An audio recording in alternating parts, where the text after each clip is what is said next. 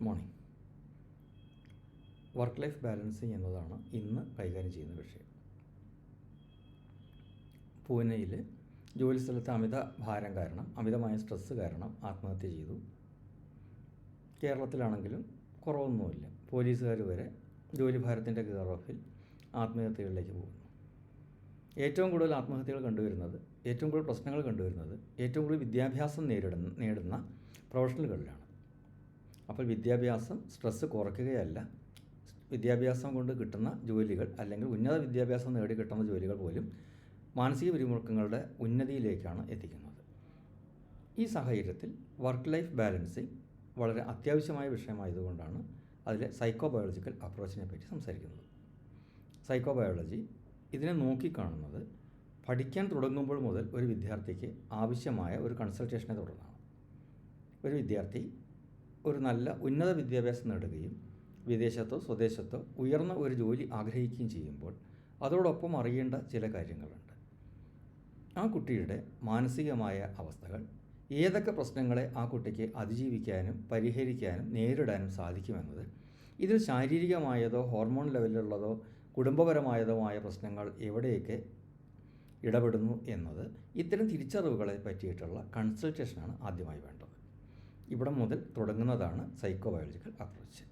ആ വിദ്യാർത്ഥിയുടെ അത് ചാർട്ടേഡ് അക്കൗണ്ടൻ്റ് ആകാനോ IAS IPS ഓഫീസർ ആകാനോ മറ്റേതെങ്കിലും തരത്തിലുള്ള ഉന്നത വിദ്യാഭ്യാസമോ ആകുമ്പോഴും ആ കുട്ടി ഉന്നത വിദ്യാഭ്യാസവും ഉന്നത ജോലിയും ഉന്നത വിജയവും ആഗ്രഹിക്കുമ്പോൾ അതിന് ആവശ്യമായ രീതിയിൽ ശരീരവും മനസ്സും ഹോർമോൺ സ്ട്രക്ചറും എല്ലാം ശരിയാക്കി നിർത്തേണ്ട ആവശ്യം കൂടിയുണ്ട്.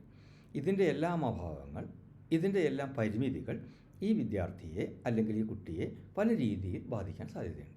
ഈ കൺസൾട്ടേഷൻ കൊണ്ട് ഉദ്ദേശിക്കുന്നത് ഇതിലെ പ്രശ്നങ്ങൾ പഠിക്കുകയും അതിനെ പരിഹരിക്കാൻ പറ്റുന്ന രീതിയിലുള്ള കൗൺസിലിങ്ങുകളോടുകൂടി ഈ കാര്യങ്ങൾ മനസ്സിലാക്കി പരിഹാരങ്ങൾ, അത് സൈക്കോ പാത്തോളജിക്കലാണെങ്കിലും ഫിസിയോളജിക്കലാണെങ്കിലും ആയിട്ടുള്ള പ്രശ്നങ്ങൾ പരിഹരിച്ച് ആ കുട്ടിയുടെ ഉന്നത വിജയം ഏത് രീതിയിൽ അല്ലെങ്കിൽ ഒരു കോമ്പറ്റീഷനെ സ്ട്രെസ് രഹിതമായി അല്ലെങ്കിൽ മാനസിക പിരിമുറുക്കങ്ങളിൽ നിന്ന് അതിജീവിച്ചുകൊണ്ട് എങ്ങനെ കൊണ്ടുപോകാം എന്നറിയലാണ്. സ്ട്രെസ്സിന് നിയതമായ ഉപാധികളോ തിരിച്ചറിയാനുള്ള മാർഗ്ഗങ്ങളോ ഇല്ല.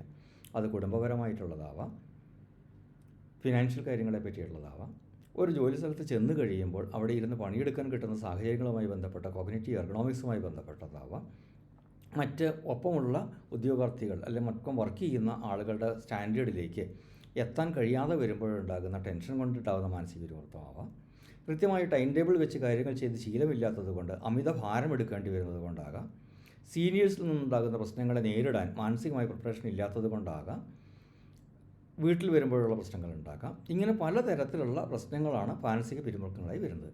ഇതിനെ നേരിടാനുള്ള ശേഷി നമ്മൾക്ക് എത്രമാത്രം ഉണ്ട് എന്ന തിരിച്ചറിവുകളാണ് സൈക്കോബയോളജിക്കൽ ഒബ്സർവേഷനിലൂടെ, അസസ്മെൻറ്റിലൂടെ നമ്മൾ നേടുന്നത്. ഇതിന് നമ്മൾ കൗൺസിലിംഗ് ഉപയോഗിക്കുന്നുണ്ട്, അവരുടെ പാത്തോളജിക്കൽ ടെസ്റ്റുകൾ ഉപയോഗിക്കുന്നുണ്ട്, മറ്റു രീതിയിലുള്ള ബിഹേവിയറൽ ചേഞ്ചസ്, കോഗ്നിറ്റീവ് ചേഞ്ചസ് എല്ലാം ഒബ്സർവ് ചെയ്യുന്നത് EEG മെഷീനുകൾ വെച്ച് കണ്ടുപിടിക്കുന്നുണ്ട്.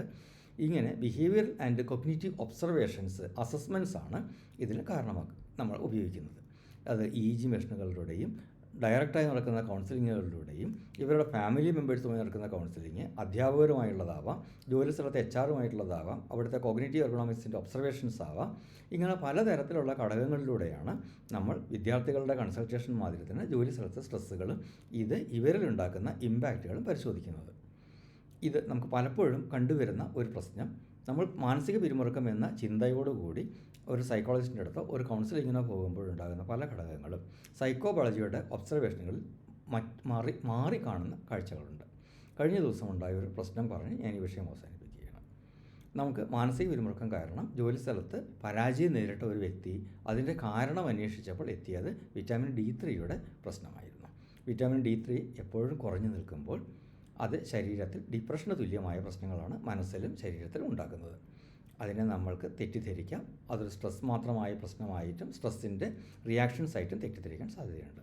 ഈ സാഹചര്യത്തിൽ വിറ്റാമിൻ D3 പരിഹരിക്കപ്പെട്ടപ്പോഴാണ് ആ കുട്ടിയെ ഒരു നല്ല സൈക്കോളജിക്കൽ കൗൺസിലോട് കൂടി ഞങ്ങൾക്ക് തിരിച്ച് ജോലിയുടെ വിജയത്തിലേക്ക് കൊണ്ടുവരാൻ കഴിഞ്ഞത്. നല്ല വിജയത്തോടു കൂടി ആ IT മേലിൽ വർക്ക് ചെയ്യുന്ന കുട്ടിക്ക് സക്സസ് ഉണ്ടാകാൻ കഴിഞ്ഞത് ഈ വിറ്റാമിൻ D3 എന്ന സൈക്കോബയോളജിക്കൽ ഒബ്സർവേഷനാണ്. ഇതിന് കാരണമുണ്ടായ ഡിപ്രഷനുകളുണ്ട്. അവിടെ സൈക്കോളജിക്കൽ ഡിപ്രഷൻ ഉണ്ടായിരുന്നു. കാരണം തൊഴിൽ സ്ഥലത്ത് നിരന്തരമായി പരാജയപ്പെടുകയും തൊഴിൽ സ്ഥലത്ത് കോൺസെൻട്രേറ്റ് ചെയ്യാൻ പറ്റാതെ വരികയും ചെയ്തപ്പോഴുണ്ടായ സൈക്കോളജിക്കൽ പ്രോബ്ലം ആയിരുന്നു. അതിൻ്റെ കാരണമായി നിന്നത് വില്ലനായിരുന്ന വിറ്റാമിൻ D3 കഴിഞ്ഞ 6 വർഷത്തോളം ആ കുട്ടിയുടെ ശരീരത്തിൽ കുറവായിരുന്നതാണ്. ഇതാണ് സൈക്കോബയോളജിക്കൽ ഒബ്സർവേഷൻ്റെ ഭാഗമായി നമുക്ക് വർക്ക് ലൈഫ് ബാലൻസിങ്ങിലൂടെ കൊണ്ടുവരാൻ കഴിയുന്നത്. അവിടെ സൈക്കോളജിക്കലുണ്ട്, ന്യൂറോളജിക്കലുണ്ട്, ഫിസിയോളജിക്കലായിട്ടുള്ള എല്ലാ കണ്ടീഷനുകളെയും പരിശോധിച്ചുകൊണ്ട് മെൻ്റൽ ടഫ്നെസ്സിൻ്റെ മാർഗം കൂടെ കൊടുത്ത് പരിഹരിക്കുകയും അവിടെ കോഗ്നിറ്റീവ് ആൻഡ് ഇൻറ്റീരിയർ എർഗണോമിക്സ് അവരിയ്ക്കുന്ന സാഹചര്യങ്ങൾ, തൊഴിലിടങ്ങളിലുള്ള മറ്റ് പ്രശ്നങ്ങളെ പരിഹരിച്ചുകൊണ്ടാണ് മൊത്തത്തിലുള്ള മാനസിക പിരിമുറുക്കങ്ങളും അതുണ്ടാക്കുന്ന ജീവിത പരാജയങ്ങളെയും നമുക്ക് പരിഹരിക്കാൻ സാധിക്കുന്നത്. ഇതാണ് സൈക്കോബയോളജിക്കൽ അപ്രോച്ച് ലൈഫ് സയൻസിൻ്റെ ഭാഗമായി വർക്ക് ലൈഫ് ബാലൻസിങ്ങിൽ നമുക്ക് കൊടുക്കാനും ജീവിത വിജയത്തിലേക്ക് ഒരു പ്രൊഫഷണലിനെ, ഒരു വിദ്യാർത്ഥിയെ എത്തിക്കാനും അവരുടെ കുടുംബത്തിനും സമൂഹത്തിനും അതിൻ്റെ ശരിയായ ഗുണം ലഭിക്കാനും നമുക്ക് ഉറപ്പുവരുത്താൻ കഴിയുന്ന മാർഗ്ഗം.